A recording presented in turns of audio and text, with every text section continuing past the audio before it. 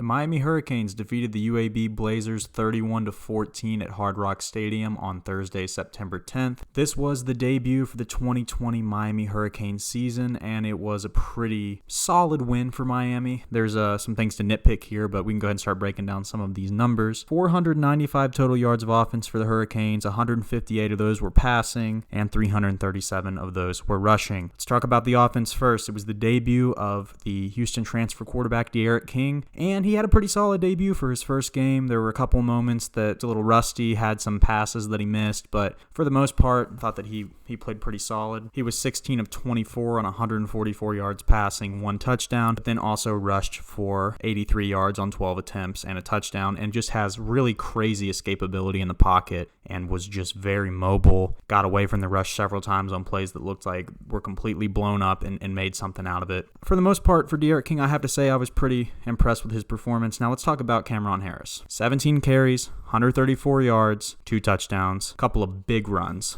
I maybe missed it or didn't see exactly what happened. It looked like he got injured at one point. He took a really hard hit to his leg, and I didn't see anything on Twitter or Miami Football as of the time of recording this video that stated he was injured. I just want to make note of that. There was a moment there where he did get hit in the lower leg area, and it looks like it was pretty painful. So just want to hope that he's all right. I'm sure we'll be hearing something from Miami. If we start looking at receiving, Miami did not throw the ball as much today as they ran it, not even close. They ran 52 plays, and they passed 27 plays, so there weren't a lot of receptions today. The highlight was Brevin Jordan had 3 catches for 51 yards and a touchdown. Outside of that, Mike Harley had 3 receptions for 27 yards. D. Wiggins had 3 receptions for 25 yards. Mark Pope had 2 receptions for 18 yards. Cameron Harris had 4 receptions for 10 yards. So really not a lot of passing. If that's the one thing that you can take away here, is Miami did not pass a ton. And okay, it's new offense. You want to get D'Eriq King used to it, kind of ease him into it. We saw what he could do passing. Outside of a few missed throws, he looked like a player that we thought we were going to be getting. And really not a reason to go away from the running when it was working. 337 yards rushing, which was more than Miami's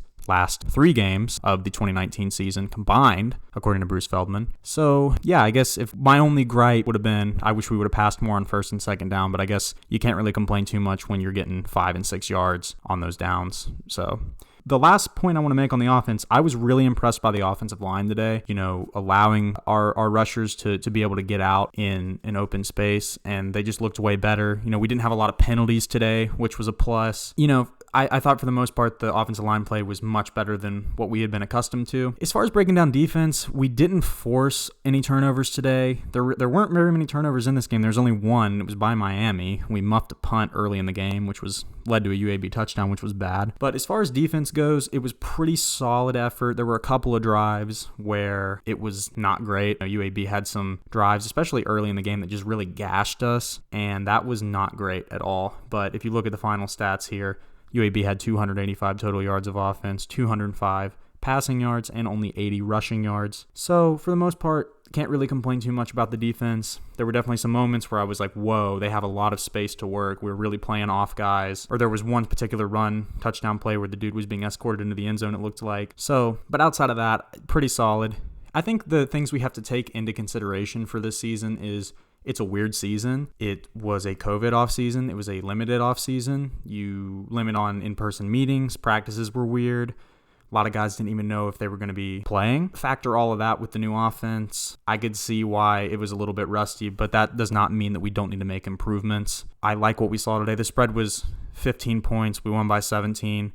Could it have been better? Yes, it absolutely could have been better, and it needs to be better because we're jumping in straight into an ACC schedule, and teams are going to be tough. I think UAB is a pretty solid football team. They're no slouch. It's not like we're playing Wagner, but there were definitely moments where I was like, this team is going to have to improve and improve fast because we're going straight into Louisville next week. But I want to do something here to round off the program. I want to give my MVPs of the game. So for me, the MVPs of the game were at the top, I'm going to say tied, D'Eriq King and Cameron Harris. D'Eriq King came in, like I mentioned earlier, 16 of 24, 144 yards, passing, 1 touchdown, and then also rushed for 83 yards and a touchdown. Cameron Harris, 17 carries, 134 yards, 2 touchdowns, averaged almost 8 yards a carry, had a long of 66 yards rushing.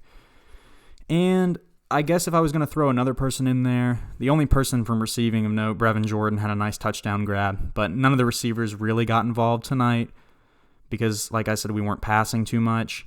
But I also do want to give a big shout out to the offensive line for being improved, but you got to keep that up. I want to take time to mention Lou Headley as well. He had 6 punt attempts for 285 yards, averaged 47 yards, a punt along of 55 yards, and he had 2 downed inside the 20. Jose Borregales, 4-4 on extra points, 1 field goal, not bad debut for him either, so special teams was pretty solid, minus the muff punt. Those are going to be my MVPs of the game. I would say, overall, my expectations were met for this game. We won by 17 points, did what we had to do, took care of business. There's a lot of room to improve, and I'm going to be expecting to see that improvement going into the next few games. But with that being said, guys, it's good to get the W. Always better to win 31-14 than to lose 31-14. But at the end of the day, you look at the offense. The yards were there. We ran the football down their throats, tired them out. Defensively, gave up some big plays, It's going to happen, unfortunately. It's part of the game. All right, with that being said, guys, that has been this post-game recap. I want to thank you all for listening, and I will see you all for a preview video for the Louisville game, probably coming sometime in the middle of next week. Thank you all for listening, and I'll see you in the next one.